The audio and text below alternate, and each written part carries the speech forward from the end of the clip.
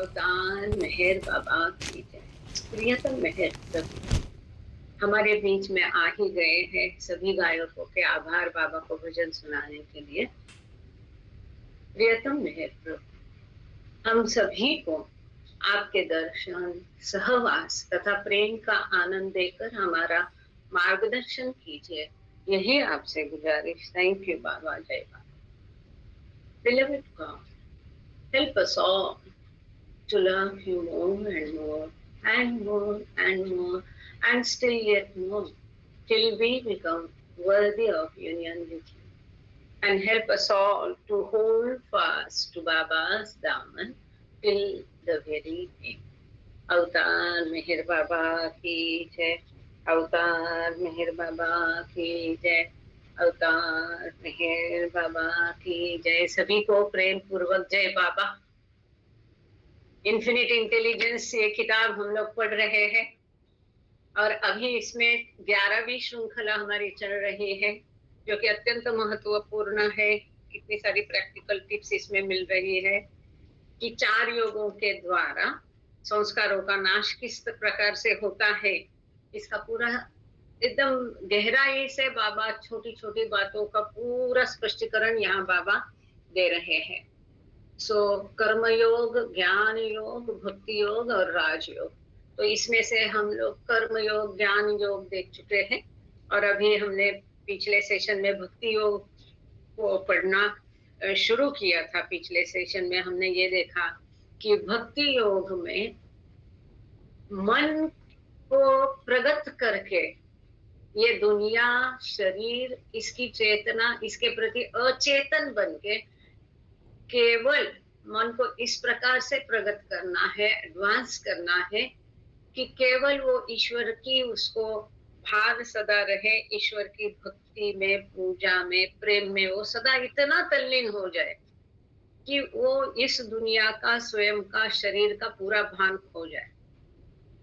इस प्रकार की मन की एडवांसमेंट जो है, जहां वो दुनिया और शरीर के प्रति अचेतन होकर केवल आत्मचेतन या ईश्वर के प्रति उसकी चेतना बढ़ती जब है, तब अपने आप ही आगे इसके फलद्रुप संस्कारों का नाश होता है और फिर ईश्वर से उसका मिलन होता है।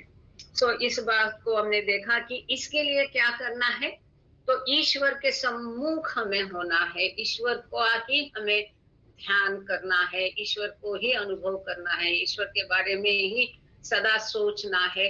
कॉन्स्टेंट रिमेम्बरेंस, कि सतत ईश्वर का ही ध्यान हम कैसा करें। तो ये मास्टर की है, बाबा ने दी है कि सतत, ये भक्ति योगा की मास्टर की है कि कॉन्स्टेंट रिमेम्बरेंस ऑफ गॉड।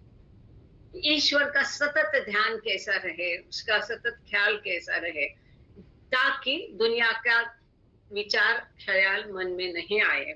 तो ये एक फर्स्ट की है, मास्टर की है कि constant remembrance of God.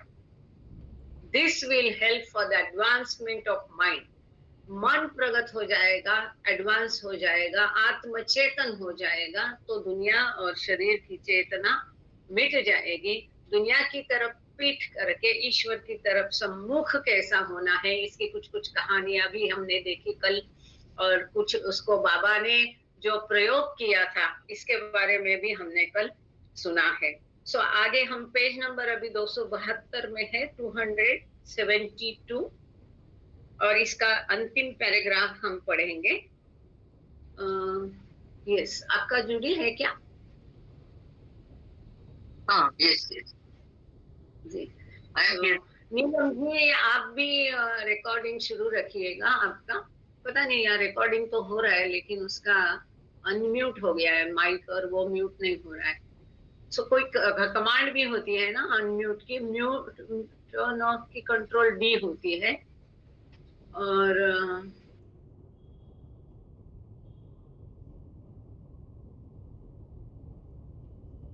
Can you hear me? Yes please, आप पढ़िए, व्हेन माइंड से लेके वैनिश तक। जय बाबा। हाँ, जय बाबा। For mind to lose false consciousness, संस्कारास must vanish. When mind loses consciousness of the bodies, naturally it loses consciousness of the universe too, because the universe is experienced through the bodies. This false consciousness of bodies and the universe must be lost in order for the mind to gain consciousness of self. Samskaras are what make the mind conscious of its bodies and the universe. Samskaras are what make the bodies take the experience of the universe. So, if the mind is to become conscious of self, it must lose the consciousness of the bodies and the universe. And for this loss of universe consciousness to take place, samskaras must vanish. Thank you. So यहाँ पर एक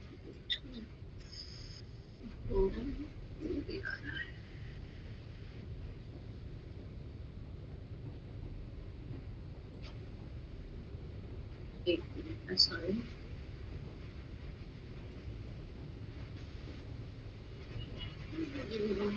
चलो ठीक है.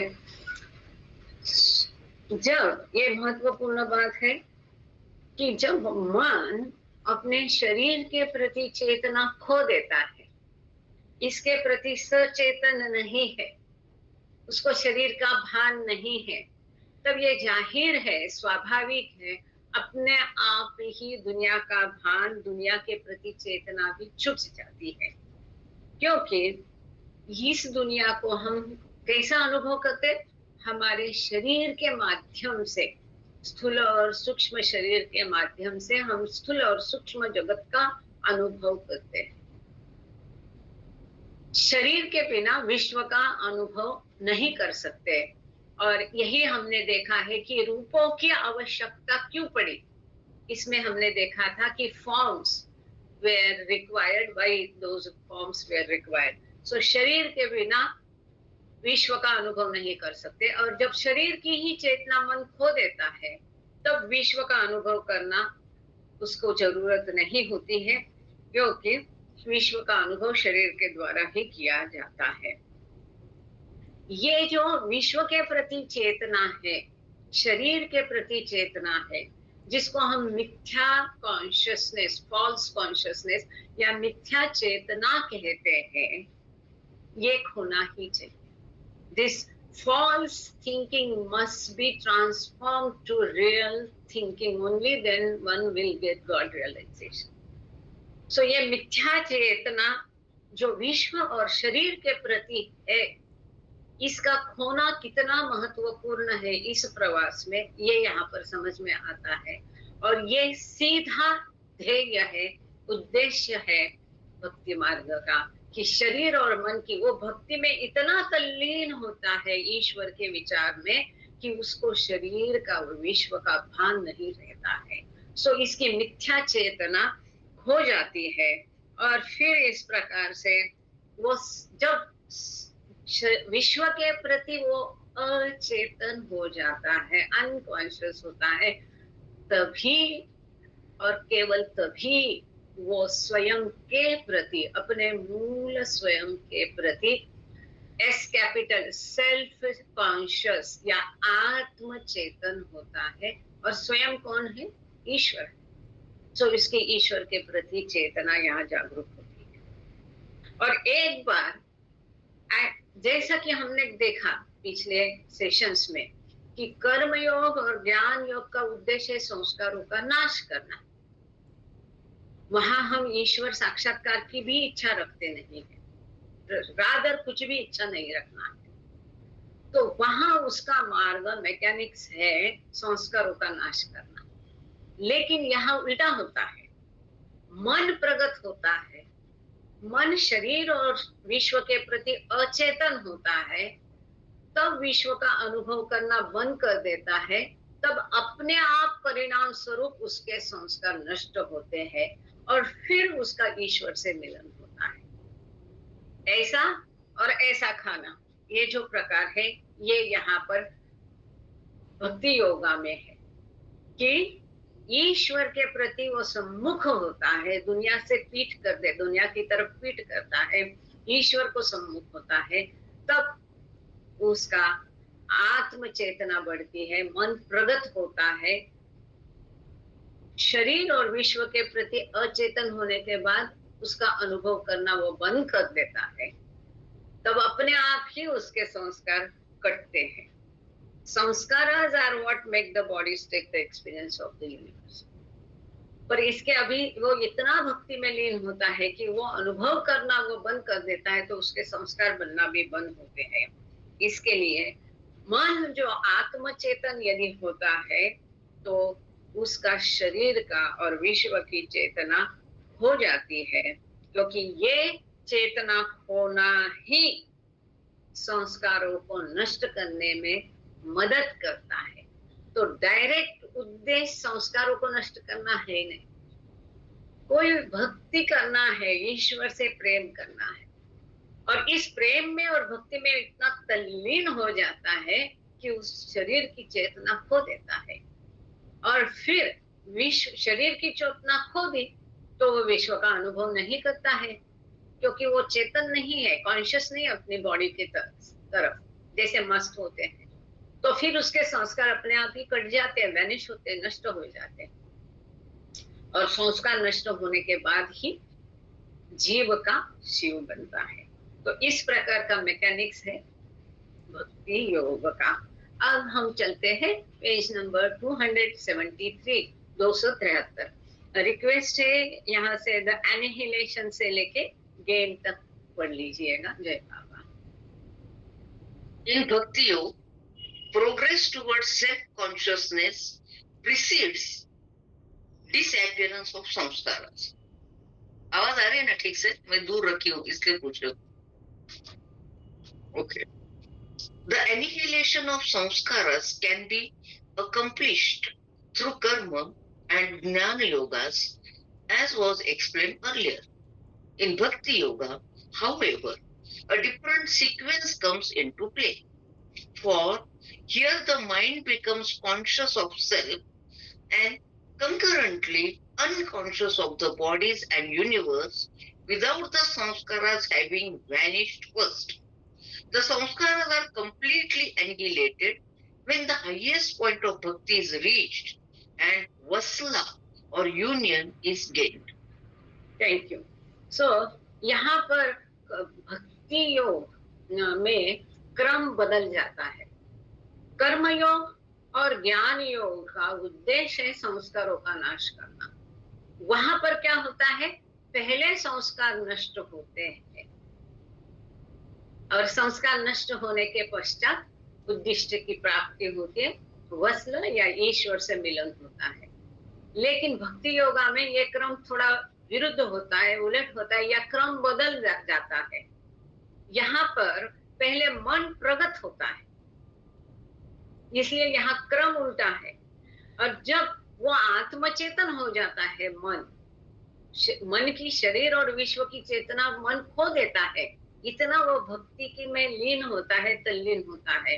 और जब भक्ति की चरम सीमा पर वो मन पहुंच जाता है, तब उसका ईश्वर के साथ मिलन होता है, क्योंकि तब उसे यहाँ पर संस्कार इज नॉट, संस्कार को नष्ट करना ये ध्येय नहीं है। यहाँ पर ध्येय क्या है, मन को प्रगत करना है, advancement of mind, so that mind is not conscious for the universe but conscious for the self as capital. मन को इस कदर प्रगत करना है कि उसको दुनिया का भान छूट जाए और उसके प्रति स्वयं का भान, आत्म चेतना जागरूक हो। जब इस प्रकार से वो दुनिया का भान उसका छूट जाता है, चरम सीमा पर जब उसका मन रहता है, चरम सीमा पर जब उसकी मन की भक्ति होती है, तब अपने आप ही संस्कारों का नाश होता है। परिणाम स्वरूप,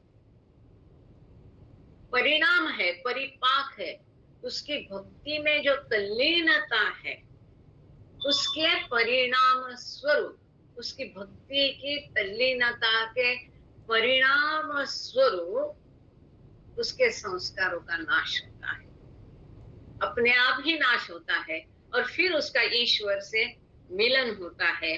और यह अवस्था जो है, ये भक्ति की चरम सीमा पर वो प्राप्त करता है। और आगे अब यहाँ पर जो है कर्मयोग, ज्ञान योग और भक्ति योग, ये तीनों में क्या फर्क है, ये आगे के एक पैराग्राफ में हम पढ़ेंगे। उसके पहले मैं थोड़ा स्लाइड चेंज करती हूँ। वो बहुत सुंदर प्यारी तस्वीर है, बाबा की फोटो है, किरण यादव ने भेजी थी।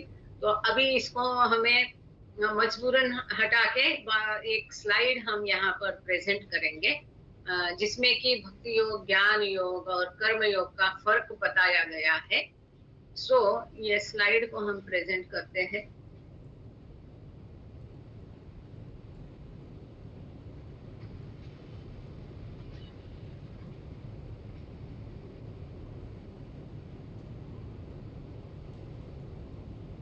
ये स्लाइड चेंज के चक्कर में हमेशा रिकॉर्डिंग चला जाता है, मुश्किल से शुरू हुआ था। अब जो हम पैराग्राफ में पढ़ेंगे, यही पढ़ेंगे, थोड़ा सा आगे का पीछे का थोड़ा मिक्स करके ये बनाई गई है स्लाइड, और इसको हम पढ़ेंगे भी।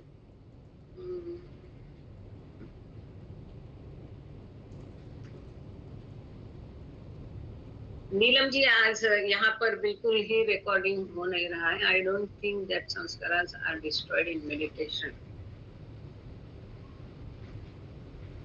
नहीं, मेडिटेशन की यहाँ बात ही नहीं हो रही है। एक मैसेज आया है, डॉक्टर मेहरांजलि कह रही है कि उनको नहीं लगता है कि ध्यान धारणा में संस्कार खत्म होते हैं।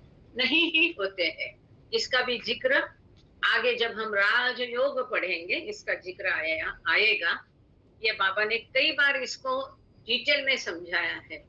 मेडिटेशन क्या है? जोर जबरदस्ती मन को हम बाकी दुनिया के विचारों से विचलित नहीं होने देते, और ये बलपूर्वक होता है।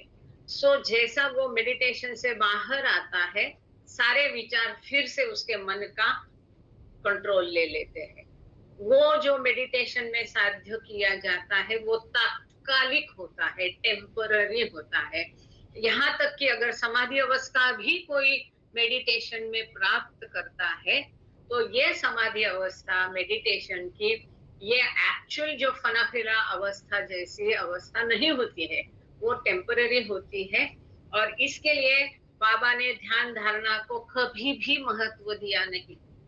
कई लोग होते थे, पाश्चात्य लोग होते थे, भारतीय लोग होते थे, इनको लगता था कि ऐसा कैसा आश्रम, यहाँ ना पूजा है, ना प्रार्थना है, ना ध्यान है, ना धारणा है। तो जैसा हमने कल बताया था कि डेली रूटीन बाबा ने ऐसा उन सबको काम में व्यस्त रखा था, और ऐसे ऐसे काम उनको दिए थे, और ऐसी कड़ी मेहनत कि यहाँ उनको अपने शरीर के बारे में सोचने की फुर्सत ही नहीं होती थी। इतने उपवास, कहाँ इतना पैदल चलना, ना सोने का ठिकाना, पेड़ के नीचे सोना, जो मिले तो खाया, नहीं तो वो भी खाना नहीं। एक भाकरी की एक कहानी है, इसकी तो अनगिनत कहानियां है। वो किताब हम लेंगे कभी पढ़ने को, कि इतने 30-35 लोगों ने एक भाकरी, और वो 4 दिन के बाद मिली थी, कैसी खाई होगी, लेकिन उससे भी तृप्ति कराना। बाबा जो आज्ञा देते थे, उन आज्ञाओं का पालन करना, यही उनका मेडिटेशन था। और इसका सुंदर जिक्र मणिमय ने किया है कि उन आज्ञाओं को ध्यान रखते रखते हम अपने आप ही बाबा के पर ध्यान हमारा रहता था पूरी समय, सहज रीत्या, स्वाभाविक तरीके से, और अपने आप ही हमारा मेडिटेशन होता था। आगे पढ़ने के पहले यहाँ और एक मैसेज था। Actually, there was one message, so I just reacted to that message. Okay, बाद में देखते हैं उसको, लंबा चौड़ा मैसेज है, बाद में देखेंगे। फिलहाल ये हमारे लिंक लगी है। ये जो फर्क है कर्मयोग, ज्ञान योग और भक्ति योग, ये हम पहले किताब से पढ़ेंगे, फिर हम इस स्लाइड की तरफ आएंगे। आप कृपा करके पढ़ना शुरू करें, इन से लेकर के यूनिवर्स तक आप पढ़ लीजिए, फिर आगे का ले लेंगे, 2 लॉट में पढ़ेंगे इसको, ठीक है? जय बाबा। Karma and Jnana versus Bhakti and Raj Yogas. In all the four yogas, the samskars vanish gradually. In Karma and Jnana yogas, however, the mind advances towards vasla or union through the gradual disappearance of samskaras, whereas in Bhakti and Raj yogas, the samskaras gradually disappear in accordance with the advancement of the mind. In Karma Yoga and Jnana Yoga, in other words, the mind in the conscious awake state becomes unconscious of the body and universe in proportion to the lessening and weakening of samskaras, whereas in Bhakti and Raj Yogas, this lessening and weakening of the samskaras occurs in proportion to the mind's achievement of unconsciousness of body and universe. सुंदर। तो यहाँ पर वही कहा है कि ये चार योग जो है इनमें से धीरे चारों योगों के द्वारा संस्कारों का नाश होता है, क्योंकि ये 11वीं श्रृंखला का नाम ही है एनिहिलेशन ऑफ संस्कार थ्रू द फोर योगास। तो चारों योगों के द्वारा संस्कारों का नाश होता ही है, पर प्रक्रिया में थोड़ा अंतर है। लेकिन ये नाश संस्कारों का धीरे धीरे ग्रेजुअली स्लोली होता है। ऐसा नहीं है बटन दबाया दिया जला, बटन बंद फिर दबाया दिया बंद हो गया, ऐसा पटक से नहीं होता। It's a gradual process. कर्म योग और ज्ञान योग में मन प्रगट होता है और ईश्वर से मिलन उसका होता है, लेकिन कब होता है? धीरे धीरे संस्कार गायब हो जाएंगे, उसके पश्चात ये प्रक्रिया होती है।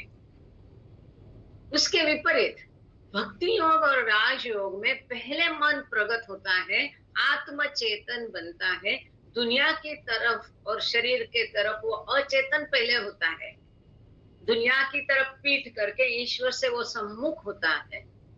इस प्रकार से पहले मन प्रगट होता है और मन प्रगट होने के कारण ईश्वर से वो सम्मुख है, तो वो विश्व का अनुभव करना इसका मन हो जाता है, क्योंकि वो विश्व के प्रति चेतन है ही नहीं। इसके परिणाम स्वरूप धीरे धीरे इसके संस्कार नष्ट होते हैं। सो ये परिणाम है भक्ति का, ये साध्य नहीं है भक्ति योग का, लेकिन ये परिणाम है। सो साध्य और परिणाम इसमें ये अंतर है, जहां की कर्म योग और ज्ञान योग का साध्य संस्कारों का नाश करना ये है, लेकिन भक्ति योग में ये साध्य नहीं है संस्कारों का नाश करना, ये परिणाम है। पहले मन प्रगट होता है, आत्मचेतन होता है, शरीर के प्रति अचेतना रखने के कारण वो विश्व का अनुभव नहीं लेता, और इस प्रकार से धीरे धीरे उसके संस्कार, यहाँ पर भी ये ग्रेजुअल प्रोसेस है। और ये संस्कार, अब यहाँ पर एक महत्वपूर्ण बात है, एक शब्द यहाँ पर आया है, in proportion to. This is very important. कर्म और ज्ञान योग में जितनी मात्रा में संस्कार नष्ट हो गए, उतनी मात्रा में मन प्रगट होगा। जैसे पूरे संस्कार नष्ट हो गए तो ईश्वर से मिलन होगा। भक्ति योग और राजयोग में, भक्ति योग में खास करके जिस मात्रा में वो भक्ति में तल्लीन होगा, जितनी भक्ति में तल्लीनता अधिक, उतना उसके शरीर का भान खोना अधिक, उतना उसका दुनिया की तरफ पीठ करना अधिक, उतना उसका दुनिया को अनुभव करना, उपभोग करना बंद होता है। और इस प्रकार से इस परिणाम स्वरूप उस प्रपोर्शन में उसके संस्कार गायब हो जाते हैं, नष्ट होते हैं, proportion to the mind's achievement of unconsciousness of body and universe। जितना मन प्रगट होगा उतनी मात्रा में संस्कार नष्ट होंगे। कर्म और ज्ञान योग में क्या होता है? जितनी मात्रा में संस्कार नष्ट हो गए उतनी मात्रा में मन प्रगत होता है। पॉइंट 1। भक्ति योगा में जितनी मात्रा में मन प्रगत होगा उतनी मात्रा में उसका संस्कार घट जाएंगे, नष्ट हो जाएंगे। ये पते की बात है। समझ में आ गई? प्रपोर्शन जितना संस्कार नष्ट होंगे उतना मन प्रगत होगा, वहां कर्म और ज्ञान योग। भक्ति योग में मन जितना प्रगत होगा, भक्ति में अधिकाधिक तल्लीन होगा, उतने संस्कार घट जाएंगे। सिंपल। अब आगे पढ़ते हैं। अगेन से लेके सेल्फ तक पढ़िएगा।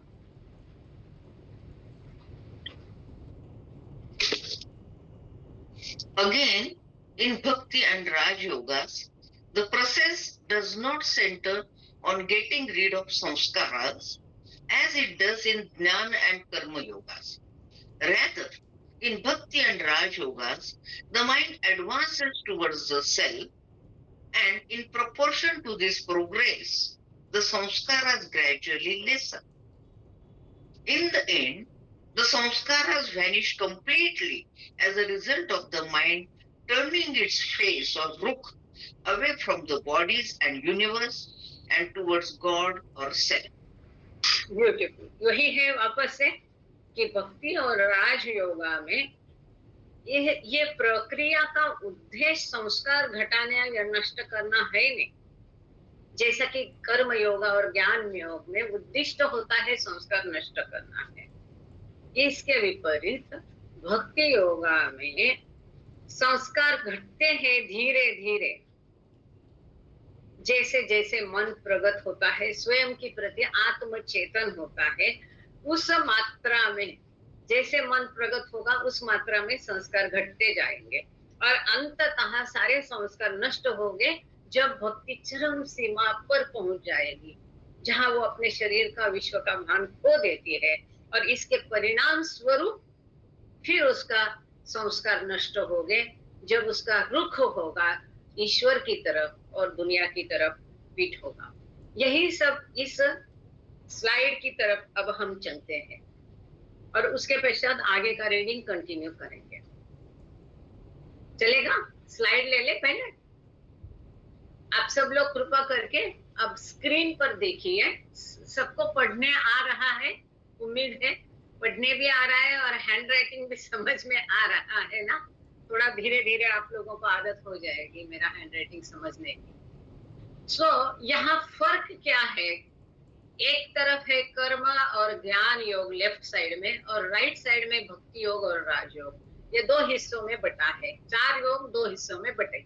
इनमें फर्क क्या है ये यहाँ पर संक्षिप्त में देने की कोशिश की है ताकि सारा क्लियर हो जाए मामला। कर्म और ज्ञान योग में उद्देश्य होता है संस्कारों का नाश करना और संस्कारों का नाश होने के पश्चात इसके परिणाम स्वरूप ईश्वर से मिलन होता है, वसल या ईश्वर से मिलन होता है। इसका फोकस कहाँ होता है? कर्म और ज्ञान योग का फोकस होता है, ध्यान होता है, केंद्रित ध्यान कहाँ पर होता है?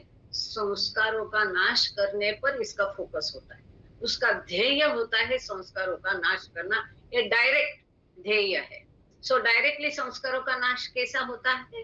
कर्म और ज्ञान योग में यह हमने देखा कि जो अनुभव कर्म योग में जो विश्व में हम अनुभव करते हैं, इन अनुभवों से उनके परिणामों से अलिप्त रहना, ना सुख से सुखी होना, ना दुख से दुखी होना, ना चिंतित होना।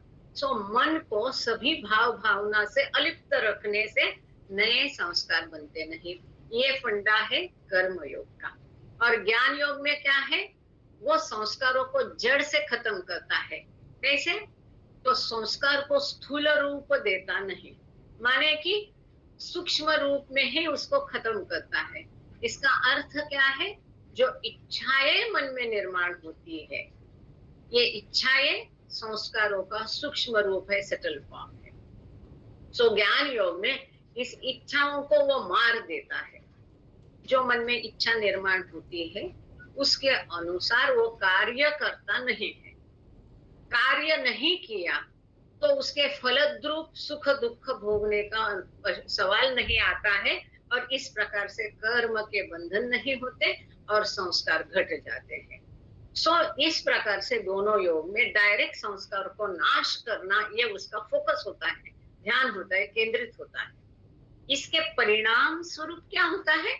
दोनों भी कर्म और ज्ञान योग में संस्कार घटने कटने के पश्चात मन प्रगत होकर आत्म चेतन होता है और ईश्वर से मिलन होता है। यहाँ डायरेक्टली मन को रुकाया नहीं जाता है, रादर मन को फ्री रखा जाता है। जैसे कर्म योग में पिछले संस्कारों को अनुभव कर किया जाता है, पूरी तरह से अनुभव करके वो खर्च किए जाते हैं, और ज्ञान योग में उनको अनुभव ही नहीं किया जाता है।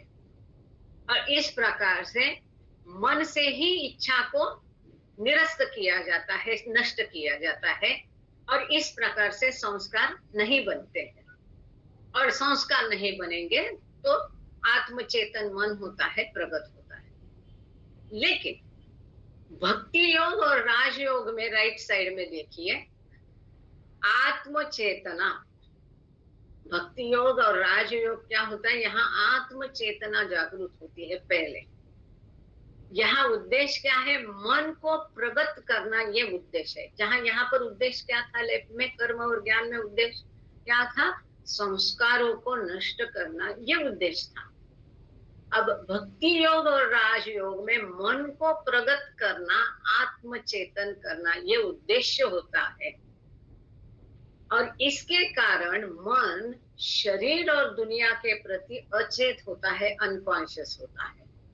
जब उसको शरीर का भान ही नहीं है, तो जिस शरीर द्वारा वो दुनिया को उपभोग करेगा, वो उपभोग होता नहीं है, और इसके परिणाम स्वरूप फिर संस्कारों का नाश होता है। संस्कारों का नाश चारों कर्मों में होता है। फर्क ये है कि पहले दो में संस्कारों का नाश ये ध्येय है, और उसके परिणाम स्वरूप मन प्रगट होता है। जबकि भक्ति योग और राजयोग में पहले मन को प्रगट करना ये ध्येय होता है, और मन प्रगट होने के पश्चात उसके परिणाम स्वरूप संस्कार नाश पाते हैं, संस्कारों का नाश होता है। मन जो है मिथ्यानुभव करना बंद करता है। क्यों? क्योंकि मन प्रगट हो गया, आत्मचेतन हो गया। भक्ति योग में वो ईश्वर की भक्ति में इतना तल्लीन होता है, उसको दुनिया में मजा आता ही नहीं। दुनिया की तरफ वो पीठ करता है, ईश्वर की तरफ मुख करता है, ईश्वर को ही भजता है, ईश्वर को ही पूजता है। तो वो विश्व का अनुभव लेना बंद करता है, और इसके कारण उसके संस्कार समाप्त होते, उसका नाश होता है। ये प्रयास होता है मन को प्रगट करने का, ईश्वर की भक्ति में तल्लीन होना, या मन की एडवांसमेंट ये ध्येय है। उसके साध्य करते हुए परिणाम स्वरूप संस्कार नष्ट हो जाते हैं। यहाँ फोकस कहाँ है? मन की उच्च चेतना प्राप्त करना, विश्व के प्रति, शरीर के प्रति चेतना खो देना, मन आत्म चेतना करना, ये इसका फोकस होता है, ये इसकी प्राप्ति होती है। और इस प्राप्ति के दौरान परिणाम स्वरूप बाय प्रोडक्ट संस्कार नष्ट हो जाते हैं, क्योंकि वो शरीर और दुनिया के प्रति अचेत होता है, शरीर का उपभोग लेता नहीं, और इस प्रकार से उसके संस्कारों का नाश होता है। यही आखिरकार उसको ले जाता है वसल की तरफ। ईश्वर मिलन उसी से आगे साध्य क्या होता है, प्राप्ति क्या होती है, उसको वो ये सब कहाँ लेके जाती है भक्ति? तो ईश्वर मिलन की तरफ लेती है। ये जो है विश्व की तरफ जो है, मन का मिथ्यानुभव मतलब नहीं, विश्व की तरफ अनुभव नहीं है, आत्म स्वयं की तरफ, यूनिवर्स थिंकिंग नहीं। To self thinking leads to annihilating of false thinking. जब उसको शरीर की चेतना नहीं रहती, तो जिस शरीर के द्वारा विश्व अनुभव लेना है वो मिथ्यानुभव ही नहीं, सो वो आत्मचेतन होता है।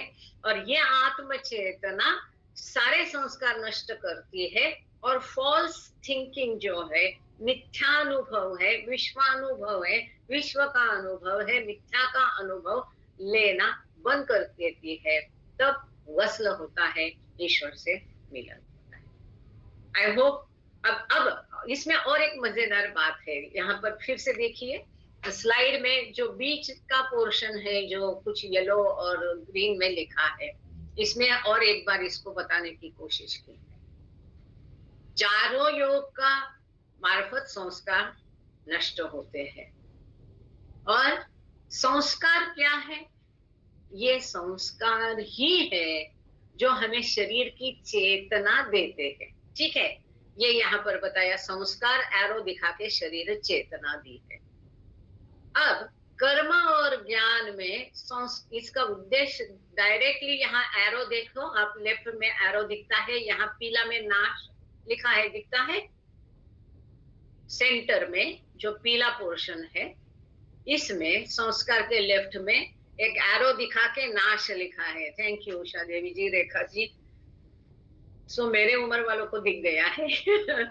सो कर्म और ज्ञान योग में संस्कारों का नाश होता है, ये ध्येय होता है, ये फोकस होता है।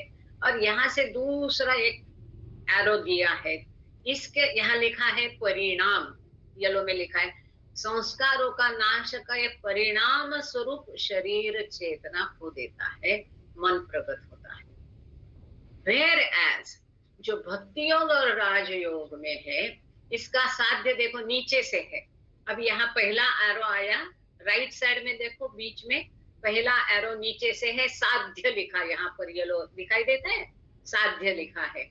सो भक्ति योग और राजयोग का साध्य क्या है? मन को प्रगट करना, आत्मचेतन करना, शरीर की चेतना खो देना। ये साध्य करते समय परिणाम, अब देखो ऊपर राइट में ऊपर ऐसा एरो घूम के आया है सर पर, संस्कार की तरफ, वहां लिखा है नीचे, ये देखो राइट में लिखा है परिणाम, बीच में राइट साइड का एरो में परिणाम लिखा है। सो ये मन का प्रगत अवस्था साध्य करते समय परिणाम स्वरूप संस्कार नष्ट होते हैं। इसका ध्येय है संस्कार नष्ट करना। भक्ति योग में शरीर की चेतना खोने के बाद परिणाम स्वरूप संस्कार नष्ट होते हैं। कुल मिला के दोनों भी, चारों भी योगों के द्वारा संस्कार इस प्रकार से नष्ट होते हैं। एक में वो साध्य है, दूसरे में संस्कार नष्ट होना ये परिणाम है, पर दोनों में भी मन प्रगट होता है, आत्मचेतन होता है, दोनों का कॉमन। अब बीच में देखो नीचे नीले में लिखा है कॉमन एम, दिखा कॉमन एम। सो ये दोनों का भी साध्य एक ही है, कॉमन एम है, चारों योगों का एक ही साध्य है। वो क्या है? मन को प्रगट करना, मिथ्या की तरफ से मन को ले जाना है सत्य की तरफ। चारों योगों का साध्य एक ही है, to take mind from falseness to real, to truth. तो मन का मिथ्यत्व मिटा देना है और ये मन को सत्य मन बना देना है। सत्य मन माने ईश्वर, वो ऑलरेडी ईश्वर है, पर उसके अंदर मिथ्यत्व है जो संस्कारों के कारण है। संस्कारों का नाश हो जाएगा तो यही फॉल्स माइंड रियल माइंड बनेगा। ये कॉमन ध्येय है, सामान्य चारों योगों का एक ही उद्देश्य है कि मन का मिथ्यत्व हटा करके मन को सत्य मन, सच्चित बनाना है। और सच्चित बनने के बाद अनंत आनंद की प्राप्ति होगी, सच्चिदानंद हो जाएगा, ईश्वर साक्षात्कार हो जाएगा। सो चारों योगों का एक कॉमन ध्येय है, वो है मन का मिथ्यत्व मिटा के उसको रियल माइंड करना है। वो भी कैसा? इन वेकफुलनेस, जागृति की स्थिति में, स्वप्न में, नींद में नहीं, जीते जागते। तो ईश्वर साक्षात्कार केवल इस पृथ्वी पर होता है, क्योंकि पृथ्वी ओम बिंदु से नजदीक है, क्रिएशन पॉइंट से नजदीक है। मनुष्य देह में ही केवल ईश्वर साक्षात्कार होता है, क्योंकि मनुष्य देह प्रगत है, पूरा विकसित है, ईश्वर की प्रतिकृति है, और मनुष्य देह में चेतना पूरी विकसित है। और ईश्वर मतलब अमर्याद चेतना। अमर्याद चेतना को अनुभव करने के लिए हमारे पास भी अमर्याद चेतना होनी चाहिए।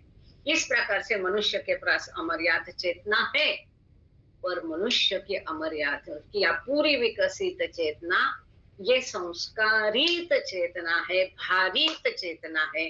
तो ये संस्कारों से के भार से मनुष्य की चेतना को मुक्त करना है, आजाद करना है। यही उद्देश्य है चारों योगों का। और इस प्रकार से जागृति की स्थिति में ही ईश्वर साक्षात्कार प्राप्त किया जाता है, जहां पर सेल्फ थिंकिंग या आत्मा चेतना, आत्मानुभव, ईश्वरानुभव होता है। सो ये स्लाइड थोड़ी देर हम ऐसी रहने देंगे। अब रिक्वेस्ट है 273 पेज पर आखिरी पैरा पढ़ लीजिए। इन राजयोग ये सब आएगा आगे इस चैप्टर में भी, इसमें से एक एक मुद्दा आता जाएगा, तब आपको ये और एक बार क्लियर हो जाएगा। जय बाबा।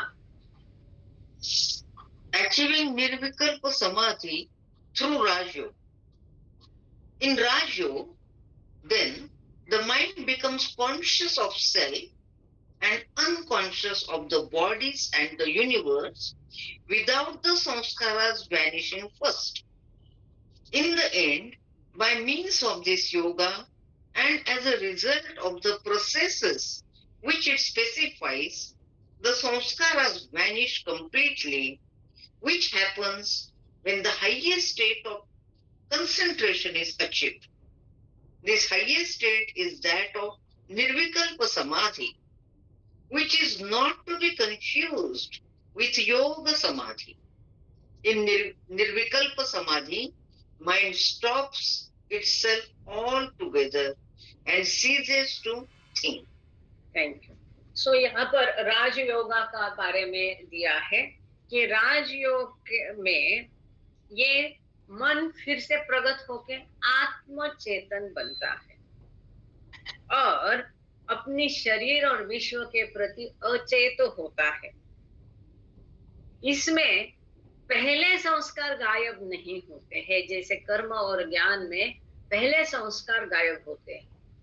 वहां पर ध्येय संस्कार को नाश करना है और फलद्रूप, उसकी फलद्रूप या उसके परिणाम स्वरूप शरीर की चेतना खो जाती है या मन प्रगट होता है।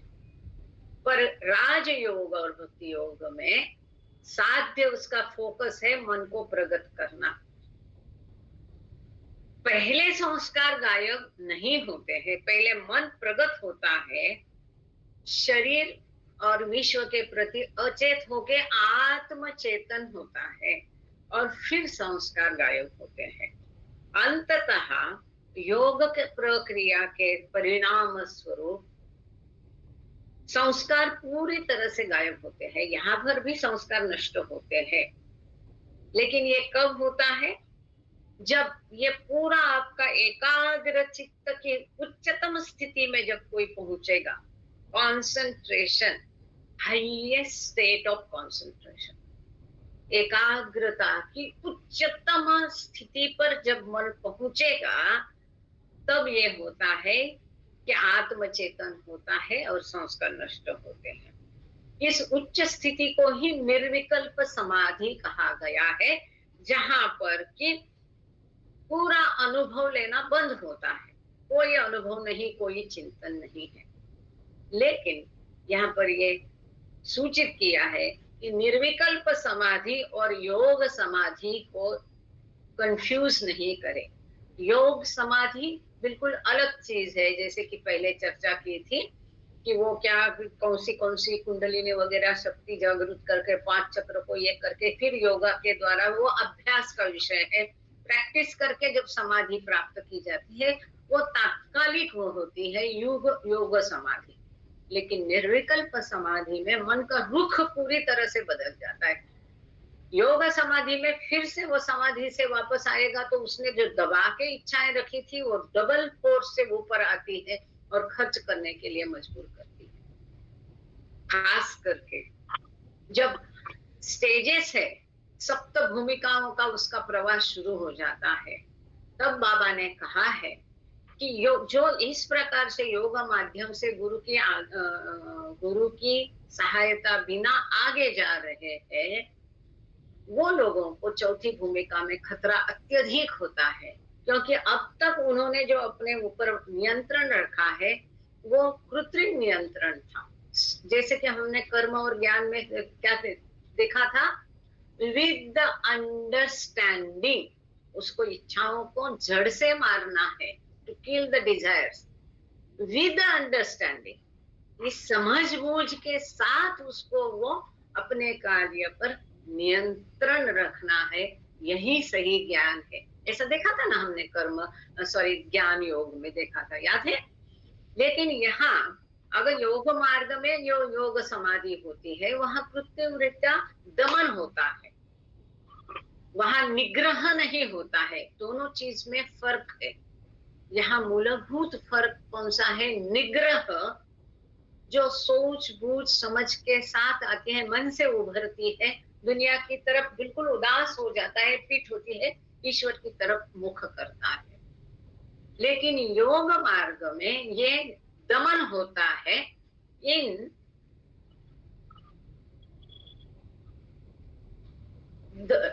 करें योग मार्ग में इन चीजों का दमन होता है, उनको दबाया जाता है। और चौथी भूमिका में जो बहुत सारी सिद्धि शक्तियां उनसे प्राप्त होती है, तो ये और दुगनी फोर्स से सारी इच्छाएं वहां उसके ऊपर आ जाती है, जिसका उसने दमन किया था, जबरदस्ती उसको बिठाया था।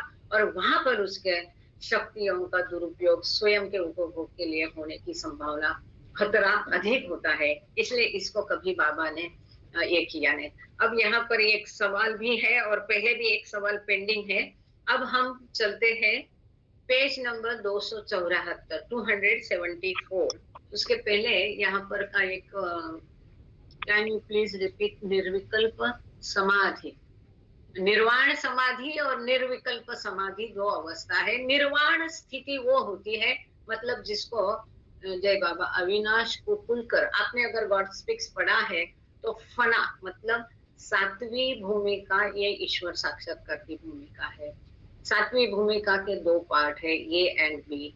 ये पार्ट वो होता है फना, मतलब एकदम निर्वाण, वहां एकदम निर्वाण, कुछ भी नहीं, नथिंगनेस की वो एकदम पोकड़ होती है, उसको निर्वाण समाधि बोलते हैं। और निर्विकल्प समाधि मतलब ईश्वर साक्षात्कार, वहां मैं ही ईश्वर हूं,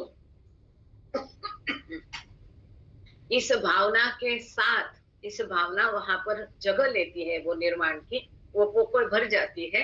ये जो है कि निर्विकल्प समाधि मतलब अनंत शक्ति, अनंत ज्ञान, अनंत आनंद। फिर भी आपको चाहे तो इसके और चर्चा करेंगे, 2 मिनट। और एक सवाल पहले आया था, आई डोंट थिंक, ओके, जय बाबा मेहर प्रसाद।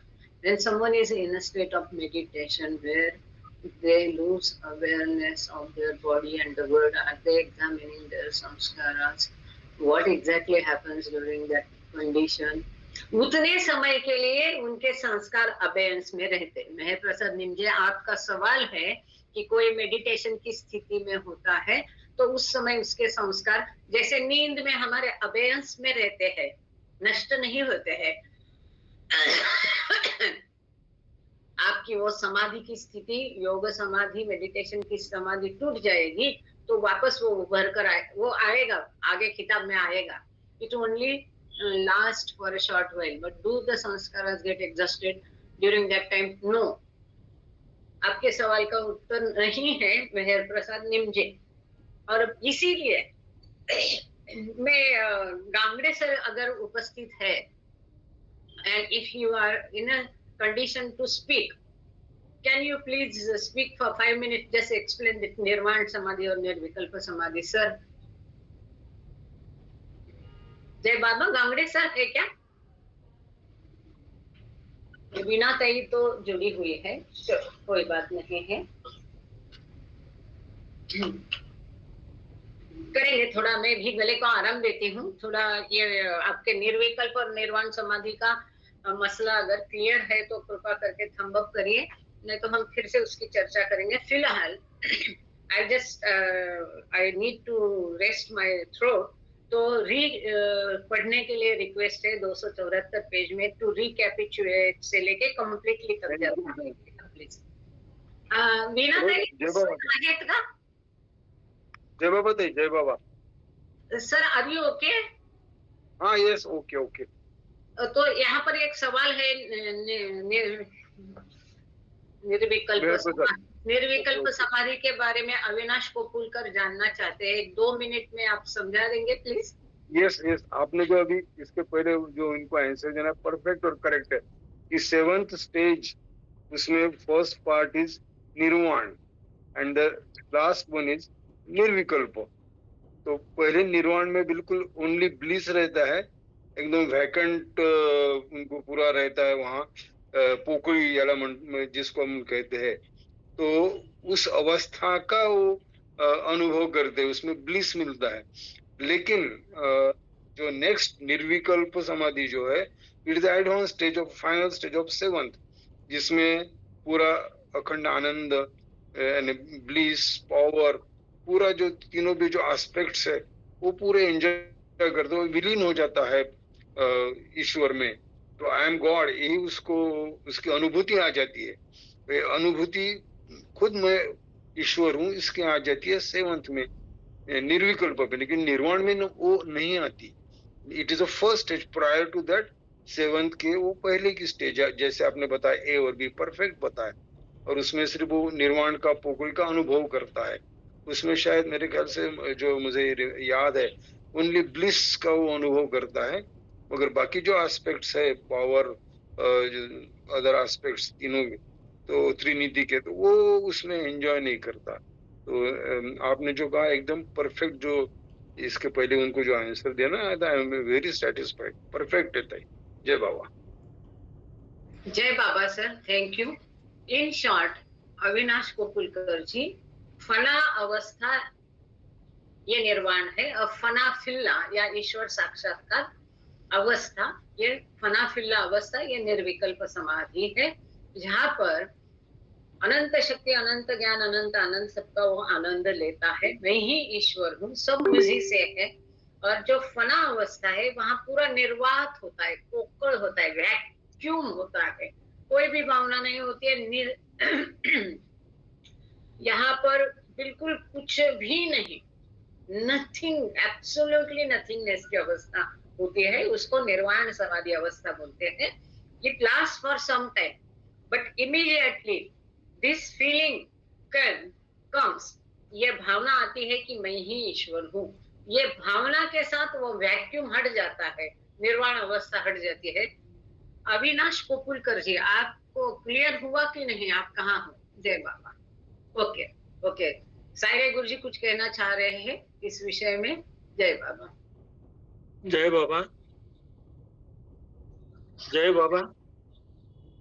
निर्वाण अवस्था जो है वो अचेत अवस्था है, और निर्विकल्प समाधि जो है वो सचेत अवस्था है। निर्वाण जो है वो एंट्री है, और निर्विकल्प समाधि है वो स्थित है, वो सोल स्थित होता है। निर्विकल्प समाधि में जो ब्रह्मीभूत मज्जूब वो आते हैं निर्विकल्प समाधि में। जय बाबा। Okay sir, thank you. जय बाबा। तो नहीं, सॉरी, मैं थोड़ा इंटरप्ट करना चाहूंगा इनको।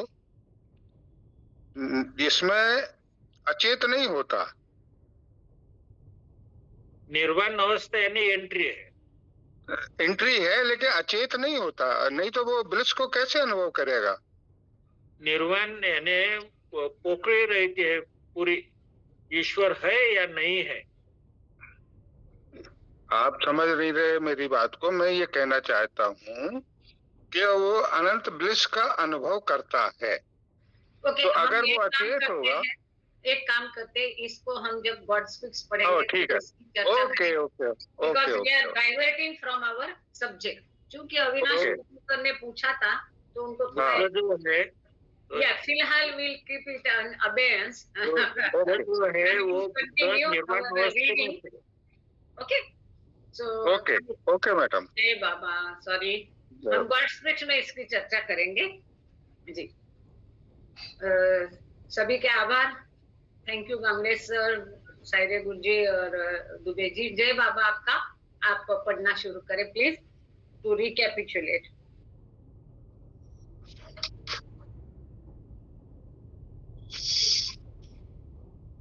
The four yogas annihilate samskaras and false thinking in different ways. To recapitulate, in karma and jnana yogas, the mind tries to gain consciousness of self by getting rid of its samskaras. Whereas in Raj Yoga and Bhakti Yoga, the mind tries to gain consciousness of self either by stopping its thinking in Raj Yoga or by turning the face or rukh or disposition of its thinking in Bhakti Yoga. The common aim and end of these four samskaras is the stopping of the mind in the thinking, conscious, awake state. This entails in all four yogas the transformation of the falseness of infinite thinking into the realness of infinite thinking. A transformation in which the mind, while remaining fully conscious, gets rid of its samskaras completely. For samskaras are what make the mind think falsely, make it think subtly and grossly, make it experience the universe rather than the self again while remaining fully conscious. Okay so यहाँ तक कर लेते हैं, बड़ा paragraph है, thank you. सो इसको फिर एक बार इसकी पुनरावृत्ति करते हैं कि कर्म और ज्ञान में मन स्वयं के प्रति सचेत होने की कोशिश करता है। कैसे? संस्कारों से मुक्त होकर के। जबकि मतलब पहला उसका उद्देश्य होता है संस्कारों से मुक्ति पाना। जबकि राजयोग और भक्ति योग में वह पहले स्वयं के प्रति सचेत होता है, आत्मचेतन होता है। चाहे वो अनुभव करना बंद कर दे या चाहे दुनिया की तरफ पीठ और ईश्वर की तरफ सम्मुख होकर रुख बदलकर अपना रवैया बदलकर जीने का, या वो आत्मचेतन हो चाहे, उद्दिष्ट दोनों का सामान्य है, कॉमन ध्येय है यही कि मन को मिथ्या का अनुभव करना बंद करने का इनका उद्दिष्ट है। और मन का स्टेटस बदलना है, अपनी भाषा में इसका डेसिग्नेशन चेंज करना है। फ्रॉम मिथ्या मन से सत्य मन करना है, सच्चित करना है। False thinking, false mind, infinite false mind से इसको इन्फिनिट रियल माइंड करना, सत्य मन करना, सत्य का चिंतन करना, ये उद्दिष्ट दोनों का सामान्य है, कॉमन है। ये उद्दिष्ट में क्या सम्मिलित है, ये उद्दिष्ट की मांग क्या है? दिस एंटेल्स, मतलब इसमें इन चारों योगों में क्या समाविष्ट है? असत्य से सत्य में परिवर्तन करना। सिंपल, साधारण, आसान शब्दों में असत्य से सत्य में मन का परिवर्तन करना, ये चारों योगों का सामान्य उद्दिष्ट है कि जो असत्य मन है, मिथ्या अनुभव करने वाला, मिथ्या थिंकिंग माइंड को रियल थिंकिंग माइंड में तब्दील करना, ये चारों योगों का कॉमन ध्येय है, कॉमन उद्दिष्ट है। ये जो ट्रांसफॉर्मेशन होने वाला है, किसमें होने वाला है ट्रांसफॉर्मेशन? मन में होने वाला है। कहां से कहां होना है? मन तब्दील होने वाला है, असत्य से सत्य में तब्दील होने वाला है। ये कब होने वाला है? पूरी चेतना रखते हुए, अवेकफुलनेस में, जागृति की स्थिति में। ये कब होगा? जब उसके सभी संस्कार नष्ट हो जाएंगे। जब तक उसकी चेतना संस्कारित चेतना है, भारित चेतना है, तब तक असत्य मन का सत्य मन होना मुश्किल है। ठीक है, अब आगे पढ़ते हैं। अच्छा, ये भी पढ़ लिया है आपने। ओके, फॉर संस्कारास are what make the mind, क्योंकि ये संस्कार ही है जो मन को मजबूर करते हैं मिथ्या अनुभव करने के लिए, फॉल्स थिंकिंग के लिए, स्थूल और सूक्ष्म विश्व का अनुभव लेने के लिए। ये संस्कार ही कारणीभूत है, संस्कार ही रूट कॉज है। हमने एक स्लाइड आप लोगों ने पढ़ी है, याद है? रूट कॉज, संस्कार कारण है। किस किस चीज का संस्कार कारण है? मन को विश्व का अनुभव का लिए प्रेरित करने वाला ये संस्कार ही कारण है। जन्म मरण के फेरे में फंसाने वाला ये मन ही कारण है। मृत्यु और जन्म का कारण भी मन ही है। तो इस प्रकार से ईश्वर और हमारे बीच में पर्दा बनता है, ये संस्कार ही है कि जो हमारे और ईश्वर के बीच में पर्दा बन के रहता है। इस प्रकार से ये संस्कार ही है जो हमें प्रेरित करते हैं, मजबूर करते हैं मिथ्या का अनुभव, विश्व का अनुभव लेने के लिए। अब इसीलिए कर्म और ज्ञान योग का उद्देश्य यह है कि मन को इस मिथ्यानुभव करने से रुकाना है, स्टॉप करना है, संस्कारों को नष्ट करना ही है। In karma and jnana yogas, the mind does not try to stop thinking. Rather, its endeavor is to get rid of samskaras. Sorry. ये अभी पढ़ा नहीं है, यहाँ से पढ़ना है। प्लीज प्लीज, अच्छा है, उतना आराम हो जाएगा। Exactly. In karma and jnana yogas, the mind does not try to stop thinking. Rather, its endeavor is to get rid of its samskaras, and this accomplished, the falseness of the mind's thinking gets eradicated by itself. In Rajyoga, however, the mind does try to stop false thinking in the conscious thinking state. And with the cessation of thinking, the samskaras are gotten rid of automatically. But in Bhakti Yoga, the mind does not try to stop itself, but rather changes body and universe thinking into self-thinking.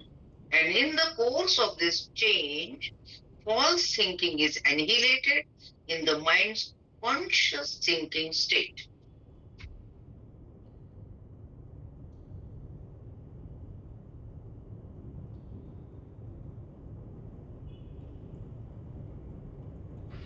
Okay, thank you.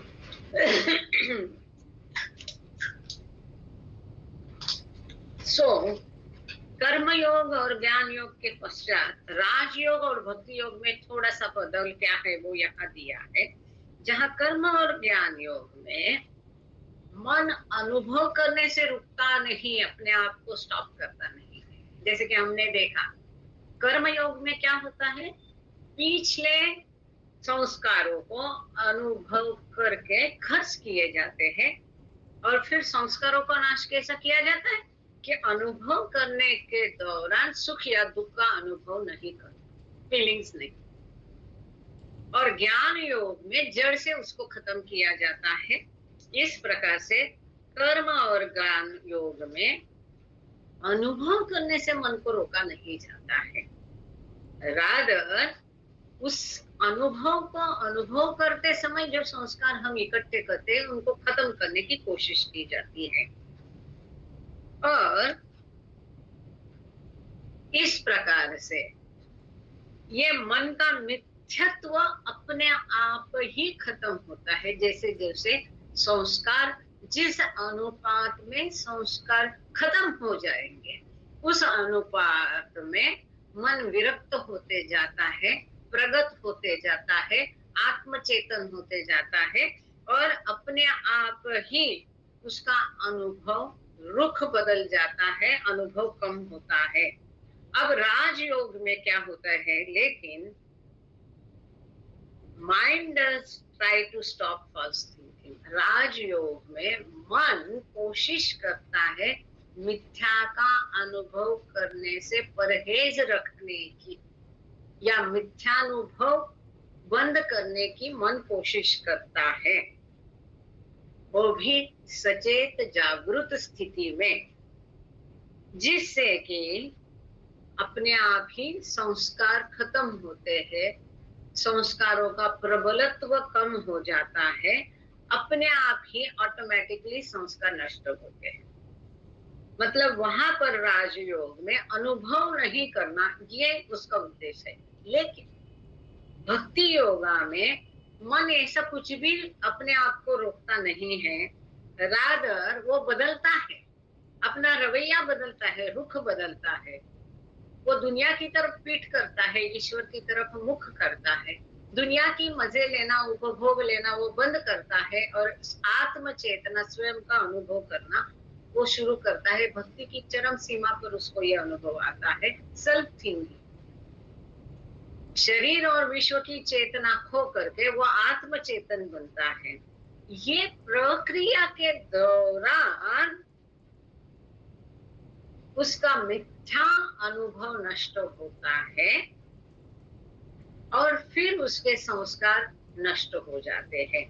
In the course of this change, false thinking is annihilated and in the mind's conscious thinking state. तो ये प्रक्रिया के दौरान, कौन सी प्रक्रिया? रुख बदलने का, विश्व की तरफ पीठ करने का और ईश्वर की तरफ मुख करने का, ये रवैया बदलने की प्रक्रिया के दौरान उसका मिथ्या का अनुभव नष्ट हो जाता है। वो विश्व का अनुभव लेना बंद करता है, उसके संस्कार नष्ट हो जाते हैं। ये फर्क है कि मिथ्या का अनुभव समाप्त होना ये कौन सी स्टेज में होता है। तो राजयोग में पहले वो होता है, बाद में संस्कार नष्ट होते हैं और फिर मन आत्मचेतन होता है। जबकि भक्ति योग में पहले मन आत्मचेतन बनता है और आत्मचेतन होने के कारण उसका मिथ्यानुभव बंद होता है और फिर उसके संस्कार खत्म होते हैं। ये क्रम में केवल फर्क है, सीक्वेंस जो है, कर्म और ज्ञान योग का सीक्वेंस अलग है, राजयोग और भक्ति योग का सीक्वेंस अलग है। उद्देश्य वही है, to transform the mind from falseness to realness। मिथ्या मन को सत्य मन में तब्दील करना, यही उद्दिष्ट है। केवल उसका क्रम चारों योगों में भिन्न भिन्न क्रम है और अनुभव की समाप्ति कब होती है, ईश्वर की अनुभूति कब होती है, इसमें वो अंतिम चरण है सब। अब आगे चलते हैं, इफ द माइंड से लेकर के आप पढ़ना शुरू करें।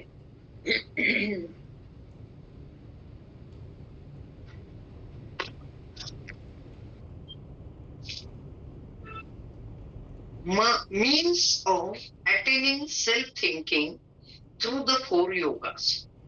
If the mind is to stop thinking in the conscious awake state, if the mind is to stop thinking in the conscious awake state, it must think itself is capital instead of the bodies and the universe. This self-thinking is what all 4 yogas culminate in. Karma and Jnana yogas approach this goal by directly annihilating samskaras. Rajyoga, however, uses the concentration process, wiping out samskaras indirectly as a consequence of the cessation of thinking in full consciousness. Finally, Bhakti Yoga makes its approach. यहाँ तक लेते हैं क्योंकि ये subject change होता है। यही सब इस स्लाइड में आपको दिखाई देगा जो यहाँ लिखा है कि जब मन अनुभव करना या मिथ्या को सोचना जागृति की सचेत अवस्था में बंद करता है, तो वो आत्म चेतन होता है, स्वयं के बारे में सोचता है और विश्व और शरीर के बारे में सोचता नहीं है। यह स्वाभाविक है। ये जो आत्म चेतना है या सेल्फ थिंकिंग है, इसी में चारों योग परावर्तित होते हैं। अंतिम बिंदु जो है चारों योग का अंततः आत्म चेतना ही है। मार्ग भिन्न होंगे, अनुक्रम भिन्न होगा, पर अंततः चारों योग का कल्मिनेशन जो है ये सेल्फ थिंकिंग में होता है। आत्म चेतना मन को प्रगट करके स्वयं के बारे में चेतन करना है, फॉल्सनेस से रियलनेस की तरफ ले जाना है। यही परिणाम है, सार है, अंतिम यही साध्य किया जाता है चारों योगों के द्वारा। This is important. फर्क अप्रोच में है। कर्म और ज्ञान योग में इसका उद्देश्य जो है डायरेक्टली संस्कारों का नाश करना है, उसके परिणाम स्वरूप फिर फॉल्सनेस जाके रियलनेस आता है। कर्म और ज्ञान योग का स्वयं का उद्देश्य आत्म चेतना का डायरेक्ट नहीं है, गोइंग स्टेप बाय स्टेप। कुछ लड़के, देखो इसका एक मैं आपको एग्जांपल दूंगी। कॉलेज में जब आप लोग पढ़ते होंगे तो यूजुअली सभी कॉलेजेस में गैदरिंग होता है और डिस्कशन होता है, भाषण होते हैं, तो आपको विषय दिया जाता है, आपका उद्देश्य क्या है, और हर एक स्टूडेंट आके ब्ला ब्ला ब्ला ब्ला बहुत कुछ बोलता है, आगे ये बनूंगा वो बनूंगा। मुंगेरी लाल के हसीन सपने बहुत होते हैं। एकाध होता है वो बोलता है कि बस पहले अच्छे से ग्रेजुएशन करूं, इसके बाद में पोस्ट ग्रेजुएशन करूं या ICWA करूं या CA करूं। ये उसका फोकस क्लियर है, वो एकदम जंप नहीं करता है। पहला उसका फोकस क्या है, अभी मैं ग्रेजुएशन कर रहा हूं तो मैं वो खत्म करूं, है ना? समझ में आ रहा है? यहाँ टीचर भी बहुत है। सो उसका उद्देश्य एक फोकस है, एकदम जंप नहीं कर रहा है वो। ठीक इसी प्रकार से कर्म और ज्ञान में step by step it goes. उसका उद्देश्य है केवल पहले संस्कारों का नाश करना, क्योंकि इसको मालूम है ये संस्कार ही सब चीज की जड़ है। जड़ को खत्म कर दो, उसके संस्कार खत्म हो जाए, अपने आप उसके परिणाम स्वरूप माइंड सेल्फ थिंकिंग होगा, आत्म चेतन होगा, दुनिया का अनुभव लेना अपने आप बंद करेगा और अपने आप उसका फॉल्स थिंकिंग जाएगा, रियल थिंकिंग आएगा, परिणाम अपने आप साध्य होगा। सो इस प्रकार से कर्म और ज्ञान योग का अप्रोच सीधा वो संस्कार को नष्ट करना है। लेकिन राजयोग क्या करता है, ये कंसंट्रेशन की, एकाग्रता की प्रक्रिया द्वारा पहले मन को एकाग्र करता है और संस्कारों का नाश इनडायरेक्टली होता है, अप्रत्यक्ष होता है, वो प्रक्रिया द्वारा होता है। और भक्ति योग जो है अंततः इसका सीधा रवैया है कि मन को ही पहले प्रगट कर डालो, जो कि सबकी जड़ है। मन को ही प्रगट किया, मन को शरीर चेतन और विश्व चेतन नहीं बनाया, उसका कॉन्शियसनेस बॉडी और वर्ल्डली कॉन्शियसनेस नहीं होके सेल्फ कॉन्शियसनेस होगा, मन आत्म चेतन होगा, तो अपने आप ही मन फॉल्स थिंकिंग नहीं करेगा, रियल थिंकिंग करेगा। रियल थिंकिंग करेगा तो अपने आप ही उसके संस्कार इस प्रक्रिया में खत्म हो गए। यहाँ भक्ति योग में संस्कारों को नष्ट करना ये डायरेक्ट उद्देश्य, फर्स्ट स्टेप नहीं है।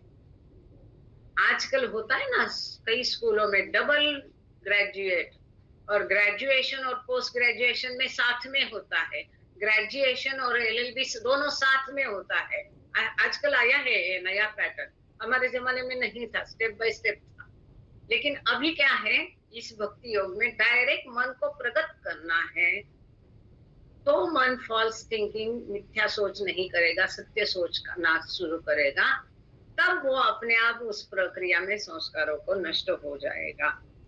सो ये संस्कारों को नष्ट करना, ये भक्ति योग का डायरेक्ट उद्देश्य नहीं है।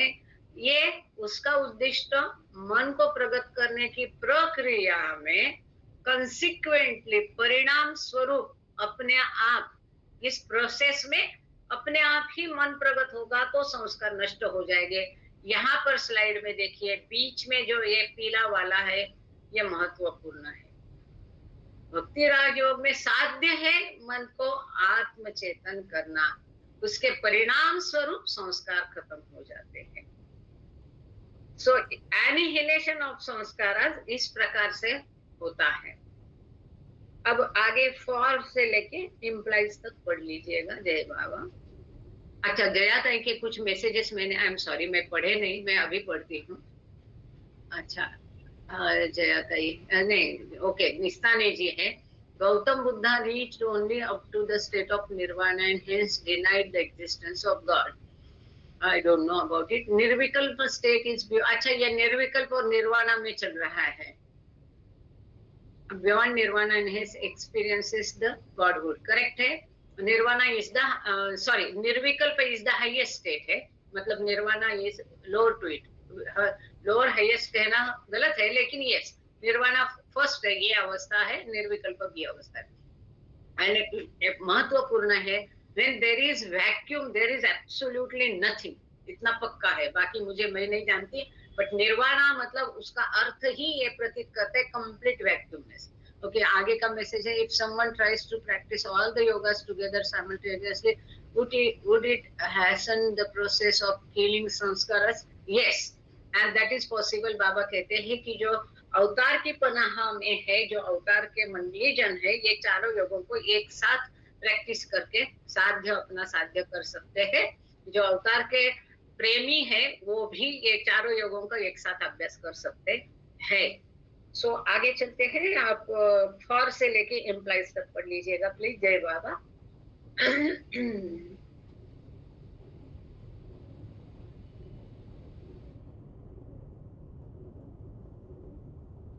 कहाँ से बोल रहे हैं? फॉर से फाइनली ना?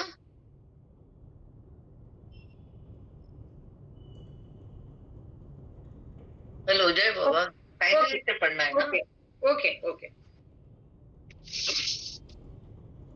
And I just don't understand why only those who came in contact with Avatar can practice 4 yogas. All we ordinary people should make bhelpuri of these 4 yogas, because that is the only way. Otherwise, practicing each yoga separately, impossible.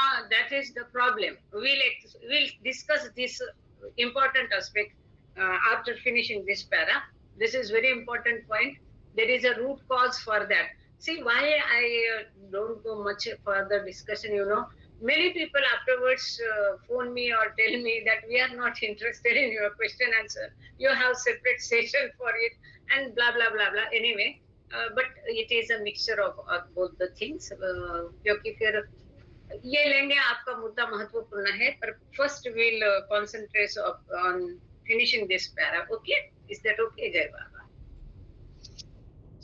Finally, Bhakti Yoga makes its approach so self-thinking by changing false thinking into real thinking in the conscious awake state, a change which, as its indirect consequence, brings about the annihilation of samskaras. For, as already noted, these samskaras are what bring falseness into the mind's thinking. Samskaras are what induce the conscious thinking mind to think the imagination and thus realize the universe. A complete riddance of these samskaras amid full consciousness is what self-realization, the goal of all 4 yogas, implies. Beautiful. So यहाँ पर आपके सवाल का जवाब भी है, ध्यान से देखोगे तो ये स्लाइड में भी है, इसमें भी है। So अंततः भक्ति योगा जो है ये आत्म चेतना पर भर देता है, तो अपने आप ही मिथ्यानुभव बंद हो जाता है, सत्यानुभव शुरू होता है जागृति की सचेत अवस्था में, जो कि इसके परिणाम स्वरूप होता है। और इसके परिणाम स्वरूप संस्कार नष्ट हो जाते हैं। तो इसका बाय प्रोडक्ट संस्कारों का नाश है, मुख्य प्रोडक्ट उसका है मन का advancement. This is very important point. मन को प्रगत करना ये उसका मुख्य उद्देश्य है, और बाय प्रोडक्ट उसका है कि संस्कारों का नाश। कि जैसे कि पहले ही देखा है, ये संस्कार है, यही मन को नित्यत्व देते हैं। लेकिन मन ही एक बार प्रगत कर लिया, उसको रियल माइंड कर लिया, तो वहां संस्कार कहाँ रहेंगे? अपने आप ही संस्कार हवा हो जाएंगे, गायब हो जाएंगे। इतनी ताकत होती है इन शॉर्ट भक्ति में, भक्ति की चरम सीमा में तल्लीन हो जाता है पूरी तरह से, कि उसको ना दुनिया का ना खुद का भान रहता है। जब ऐसी अवस्था होगी तो अपने आप ही वो साध्य हो जाएगा, उसके लिए अलग से कोशिश नहीं करनी पड़ती। अब संस्कार जो है यही है जो मन को कल्पना का अनुभव करने के लिए, मिथ्या अनुभव करने के लिए, सोचने के लिए, अनुभव करने, दोनों है, थिंकिंग का अर्थ यहाँ पर मजबूर करते हैं।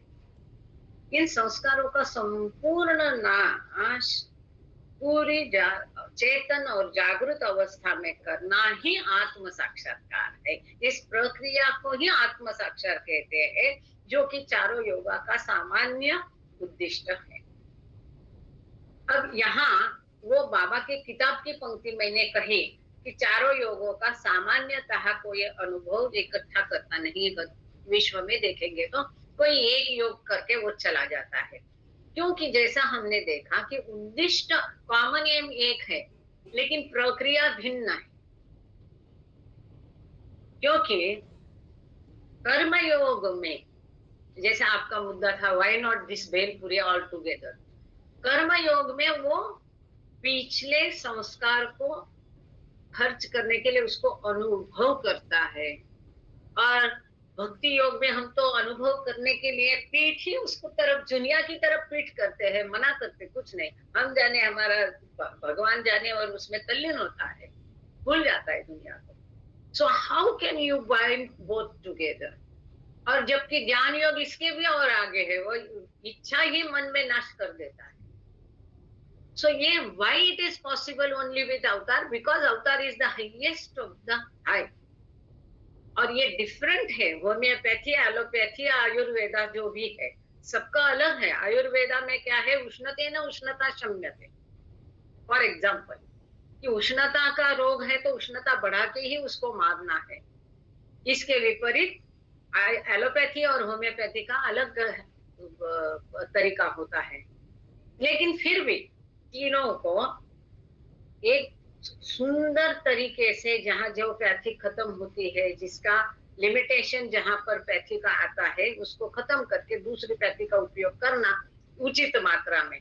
ये अगर दर्दी डॉक्टर होगा, जैसे हमारे यहाँ डॉक्टर आठवले थे मुंबई में, चाइल्ड स्पेशलिस्ट, एक नंबर, तीनों पैथी को सुंदर तरीके से एक नंबर के एशिया में प्रसिद्ध थे।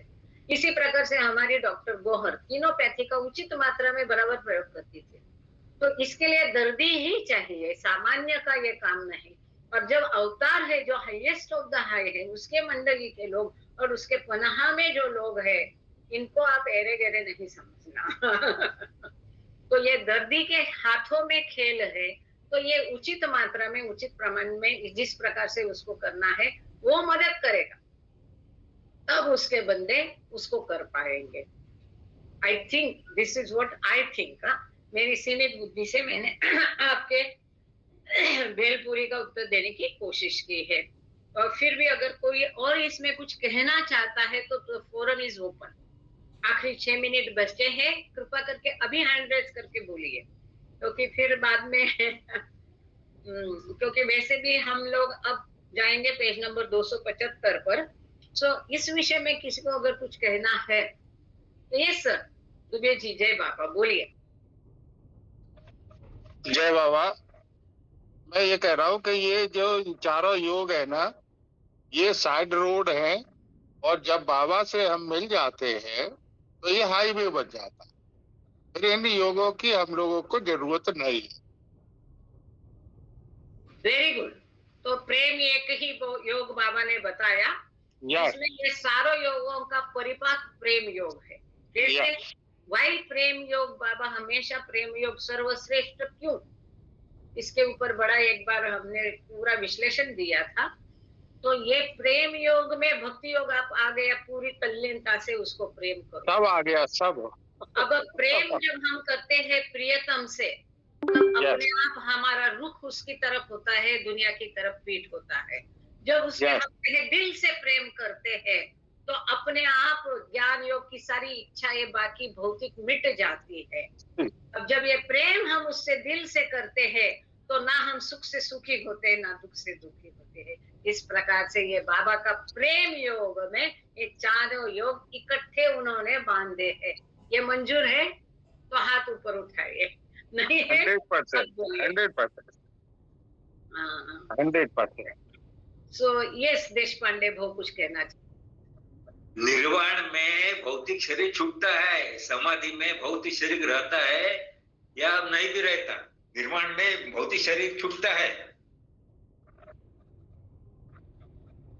Okay great. तो देशपांडे भाऊ निर्वाण और निर्विकल्प के बारे में बोल रहे हैं। वो अभी भी फंसे हुए हैं उसी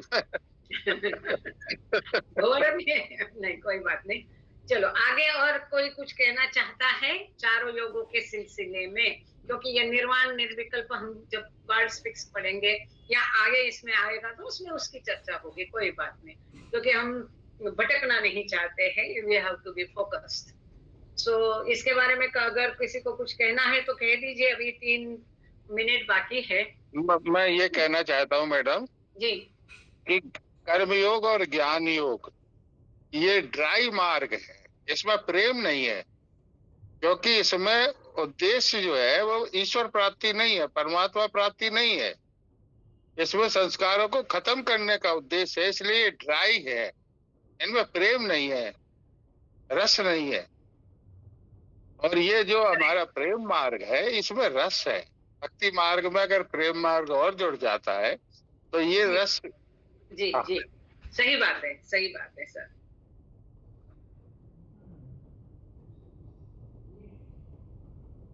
यस और कोई कुछ कहना चाहता है? कोई हैंड रेस है पर मैं देख नहीं पा रहे अनफॉर्चुनेटली। वो कई बार होता है कि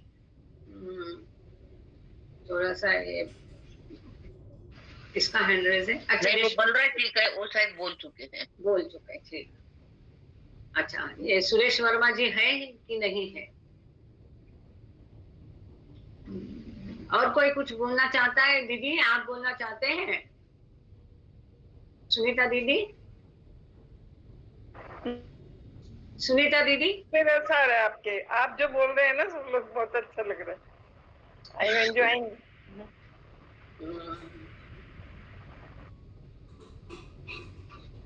जय बाबा।